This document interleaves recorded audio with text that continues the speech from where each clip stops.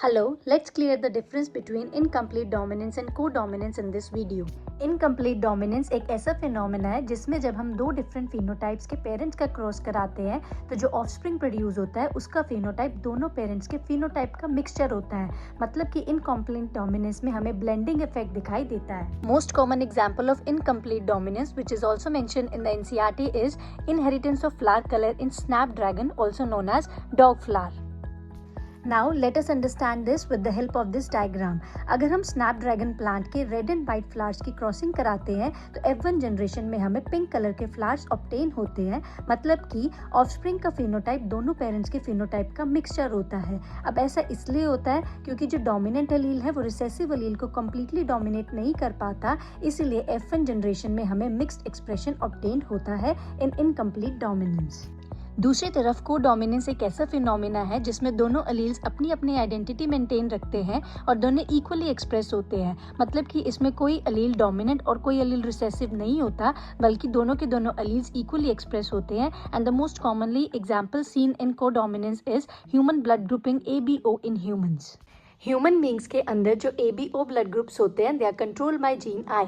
Gene I की 3 alleles होती हैं, IA, IB एंड IO। अब जो IA एंड IB होते हैं they are completely dominant over IO, इसीलिए using the law of dominance जब IA एंड IO प्रेजेंट होते हैं तो IA एक्सप्रेस करता है। सिमिलरली जब IB एंड IO प्रेजेंट होते हैं तो IB एक्सप्रेस करता है। लेकिन जब IA एंड IB प्रेजेंट होते हैं एक साथ they express their own sugars and blood group obtain होता है AB। Thus, we can say that blood group AB is a very good example of codominance.